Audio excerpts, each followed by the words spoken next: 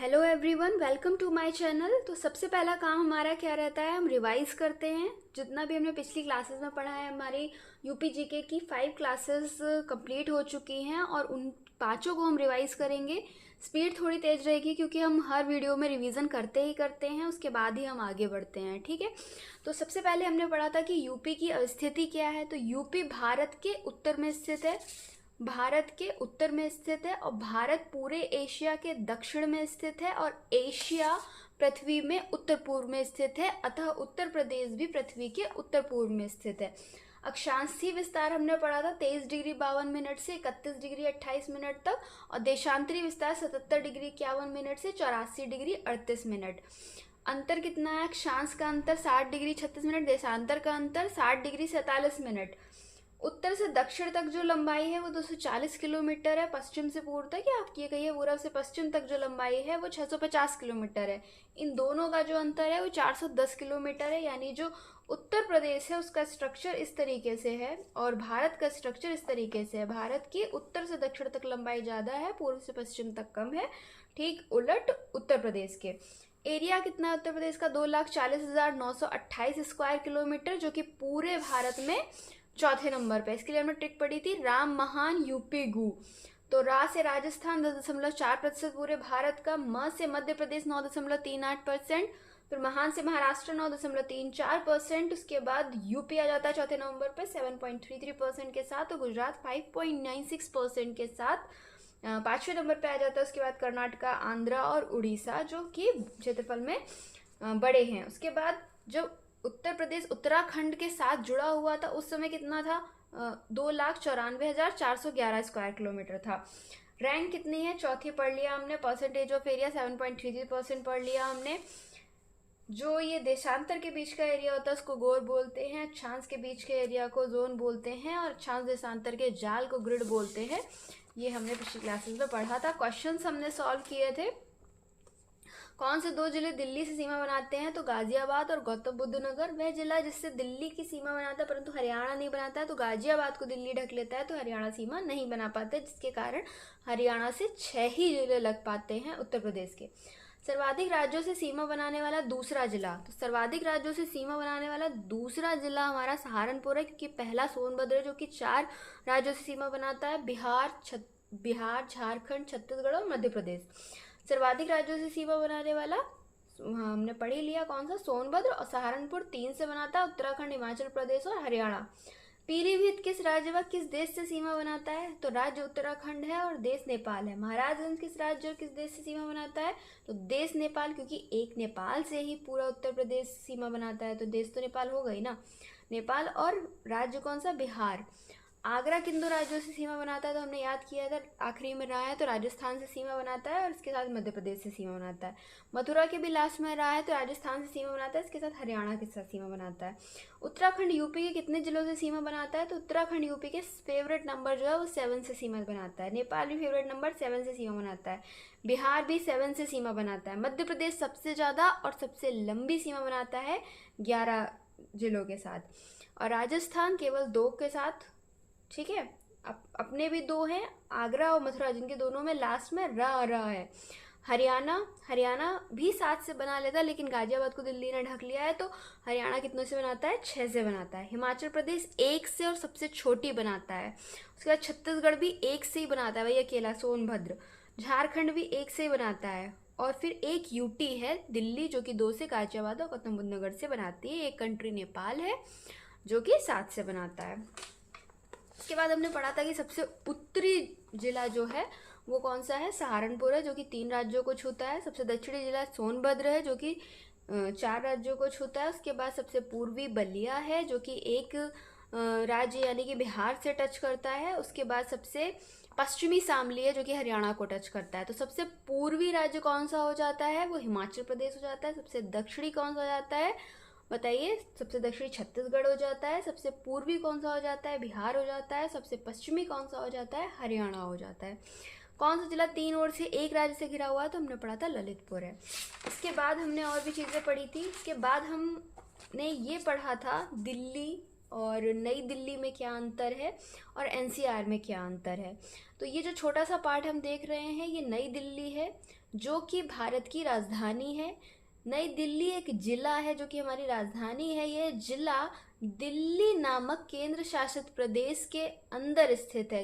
दिल्ली केंद्र शासित प्रदेश में कुल 11 जिले हैं, जिनमें से एक जिला नई दिल्ली है जो कि भारत देश की राजधानी है। ठीक है, और इसके आसपास का जो एरिया है, जिसमें यूपी भी आ जाता है, हरियाणा भी आ जाता है, थोड़ा सा पार्ट राजस्थान का भी आ जाता है, ये मिला के आपका एनसीआर बनता है, जो कि नेशनल कैपिटल रीजन कहलाता है। ये हमने पढ़ लिया था। इसके अलावा हमने ये जाना था मेट्रोपॉलिटन एरिया क्या होता है। तो हमारे कॉन्स्टिट्यूशन के अकॉर्डिंग मेट्रोपॉलिटन एरिया वो होता है जहाँ पर 10 लाख से ज़्यादा की पॉपुलेशन होती है, यानी 1 मिलियन से ज़्यादा की पॉपुलेशन होती है। तो दिल्ली जो है, एनसीआर जो है, ये क्या है, मेट्रोपॉलिटन एरिया है। दिल्ली की जनसंख्या 16 मिलियन है, मतलब 10 लाख से तो बहुत बहुत ज़्यादा हो गई ना, यानी 16 मिलियन यानी 1.6 करोड़ होती है। अगर सेंसस कमीशन ऑफ इंडिया के अकॉर्डिंग हम मेट्रोपॉलिटन एरिया को जानते हैं तो 4 मिलियन से ज़्यादा पॉपुलेशन जहाँ हो, तो हमारी 4 मिलियन से भी ज़्यादा पॉपुलेशन है, तो कोई दिक्कत नहीं है, मेट्रोपॉलिटन एरिया है। हमने कुछ मेट्रोपॉलिटन एरिया पढ़े थे, जैसे कि सबसे बड़ा जो मेट्रोपॉलिटन सिटी है वो मुंबई है, विद 18 मिलियन पॉपुलेशन, 18 मिलियन, और पूरे विश्व में ये चौथे नंबर पर सबसे ज़्यादा जनसंख्या रखता है। और दिल्ली पूरे विश्व में छठे नंबर पर सबसे ज़्यादा जनसंख्या रखता है 16 मिलियन पॉपुलेशन के साथ। सबसे ज़्यादा मुंबई में पॉपुलेशन है, फिर दिल्ली में, दिल्ली के बाद आप आ जाइए कहाँ पर, कोलकाता में 14 मिलियन, फिर चेन्नई में 8.6, बैंगलोर में 8.5, हैदराबाद 7.6, इसके बाद चले जाइए अहमदाबाद 6.3, देन आफ्टर आप पुणे आ जाइए 5.05 मिलियन, एंड देन आपका ये सूरत है जहाँ पर 45 लाख की जनसंख्या है। तो ये सारी मेट्रोपॉलिटन सिटीज़ हैं, हमने ये पढ़ा था। उसके बाद हमें अपने मुद्दे पर आना था, यानी हमें यूपी में आना था, तो इसीलिए हमने ये पूरी जानकारी जानी थी कि एनसीआर क्या है, क्योंकि एनसीआर में उत्तर प्रदेश के भी कुछ ज़िले आते हैं, हमें उनसे मतलब है वो कौन से ज़िले हैं। तो शामली, बागपत, गाजियाबाद, गौतम बुद्ध नगर, मुजफ्फरनगर, मेरठ, हापुड़, बुलंदशहर, ये 8 ज़िले हैं, 4 इधर 4 इधर, 8 ज़िले हैं। ठीक है, जो कि एनसीआर में आते हैं। देखो वैसे तो यूपी में फेवरेट नंबर क्या 7 चलता है, लेकिन इसमें 8 हो गए भाई, शामली को लेटेस्ट जोड़ लिया गया तो 8 हो गए, वरना पहले ये भी 7 ही से, है ना। बढ़िया, चलिए इतना हम पढ़ चुके थे, जो कि हमने केवल 7 मिनट में रिवाइज कर लिया। अब हम आगे बढ़ते हैं। चलिए अब हम, और क्योंकि हमें पूरे 75 ज़िले याद करने, तो हम तरीके से याद करने। पहले तो हमने किनारे किनारे के सारे ज़िले याद कर लिए, फिर हम अंदर घुसे, हमने एनसीआर वाले ज़िले याद कर लिए। अब चलो हम लोग याद करते हैं एससीआर को। एनसीआर तो हमने पढ़ लिया, अब हम पढ़ेंगे एससीआर। जैसे एनसीआर है उसी तरीके से एससीआर बनाया जा रहा है। एनसीआर क्या था, नेशनल कैपिटल रीजन था, तो ऐसे ही एससीआर क्या होगा, सोचो। जब एनसीआर है नेशनल कैपिटल रीजन, भाई कैपिटल कौन सी है हमारी, हमारी नेशनल कैपिटल कौन सी है, नई दिल्ली है। नेशनल कैपिटल तो ये रही हमारी, इतनी सी है, लेकिन यहाँ पर जनसंख्या जो है, क्योंकि हर कोई राजधानी क्षेत्र में जाना चाहता है कि वहाँ रोजगार के अवसर होते हैं, शिक्षा होती है, हर तरीके की सुविधा होती है, तो यहाँ पर सभी लोग आना चाहते हैं, तो धीरे धीरे पॉपुलेशन बढ़ती चली गई, इसलिए इस क्षेत्र को और अधिक बढ़ाया गया, तो ये नेशनल कैपिटल रीजन बन गया। ये पूरा नेशनल कैपिटल तो नहीं है, बट हाँ नेशनल कैपिटल रीजन है। उसी तरीके से एससीआर क्या हो जाएगा, state capital region, state capital region, है ना। तो अपना जो उत्तर प्रदेश है उसकी कैपिटल क्या है, बताना जरा। ये ले लेते हैं हम उत्तर प्रदेश का मैप। उत्तर प्रदेश की जो कैपिटल है वो लखनऊ है, ये रही कैपिटल, एकदम मिडिल में लखनऊ। ठीक है, तो अब लखनऊ में भी पॉपुलेशन बढ़ रही है, क्योंकि राजधानी क्षेत्र है, सभी रोजगार के अवसर ढूंढने के लिए जाते हैं, शिक्षा के लिए जाते हैं। ठीक है, तो इस क्षेत्र को भी बढ़ाने की, मतलब आसपास का जो इलाका होगा, फिर वहाँ पे चाहे गांव हो, कस्बा हो, उसको भी डेवलप किया जाएगा, इंडस्ट्री स्थापित की जाएंगी, विकास कार्य होंगे, इसलिए एससीआर बनाया जा रहा है। तो इसके आसपास के, तो सिंपल है, लखनऊ जिले को जो भी जिले टच करते हैं वो एससीआर में आ जाएंगे, जो भी टच करते हैं बस वही केवल। ठीक है, चलो देखते हैं। तो लखनऊ के ऊपर देख लेते हैं जरा कौन कौन से हमें याद करने हैं। ठीक है, लखनऊ के ऊपर है हरदोई, हरदोई और सीतापुर। हरदोई सीतापुर अलग अगल बगल हैं, ये याद रखना है। ऐसे याद कर लो, हर हर सीता मैया, हर हर सीता मैया, हर हर सीता मैया, या कोई भी ट्रिक बना लो, हर कोई सीता माँ की पूजा करता है, हर कोई सीता माँ को मानता है, कैसे भी याद कर लीजिए, हरदोई सीतापुर, हरदोई सीतापुर, ठीक है। फिर नीचे आ जाइए, उन्नाव, लखनऊ के किस तरफ, लेफ्ट साइड में है ना, लखनऊ के लेफ्ट में उन्नाव है और लखनऊ के राइट में क्या है, बाराबंकी है, और साउथ में है रायबरेली।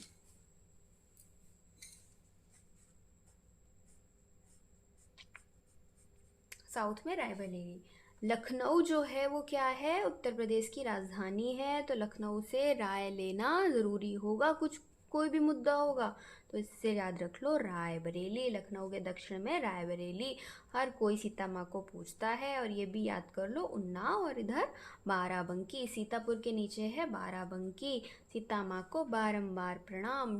ट्रिक आप अपने मन से बना लीजिए, ठीक है। हरदोई, सीतापुर, उन्नाव, बाराबंकी और रायबरेली। देखना अमेठी जो है वो लखनऊ को टच नहीं करता है। कितने टच कर रहे हैं, 1 2 3 4 5, 2 ऊपर, एक एक अगल बगल और एक नीचे। हरदोई, सीतापुर, उन्नाव, बाराबंकी, रायबरेली और क्या हो गया, लखनऊ। तो ये मिला के यानी टोटल हो गए 6 जिले, 5 लखनऊ को टच कर रहे हैं और एक खुद लखनऊ, तो ये 6 जिले SCR में आते हैं।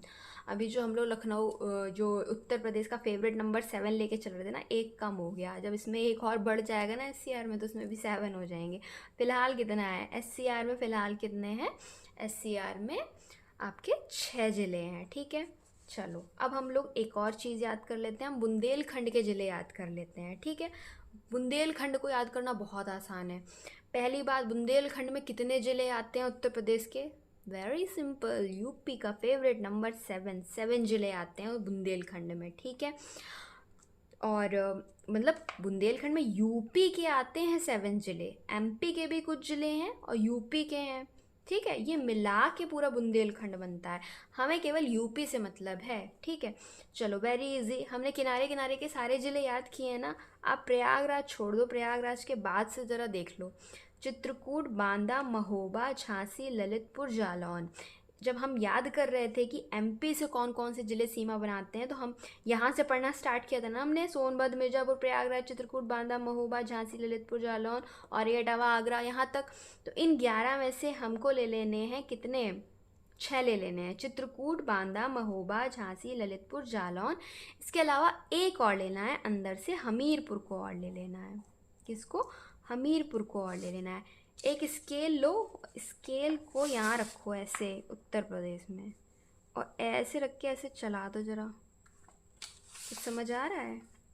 ये इतना काट दिया हमने यूपी को सीधे सीधे, ये निकल आया हमारा बुंदेलखंड। वेरी सिंपल, 7 डिस्ट्रिक्ट हैं जिनमें से 6 वही हैं जो MP को टच कर रहे थे, एक और हमने अंदर से ले लिया हमीरपुर, तो ये बन गया हमारा बुंदेलखंड। हमें SCR पता चल गया, हमको बुंदेलखंड पता चल गया। बुंदेलखंड को जजाक भुक्ति बोलते थे पहले, यहाँ पर चंदेलों का शासन था, फिर चंदेलों को हराया बुंदेलों ने, तो बुंदेलखंड नाम पड़ गया। हिस्ट्री वगैरह हम बाद में पढ़ेंगे, हमें पहले याद करने हैं अंदर के ज़िले। यहाँ पर एक सेकेंड, ये NCR में ये ज़िले थे, शामली था, बागपत था, गाजियाबाद था, गौतम बुद्ध नगर था, मुजफ्फरनगर था, मेरठ था, हापुड़ था और बुलंदशहर था। ये 8 ज़िले थे किसके, NCR के। ये यहाँ पे ये 6 ज़िले हैं, ये SCR के हैं। यहाँ पर ये 7 ज़िले हैं, ये किसके हैं, बुंदेलखंड के हैं।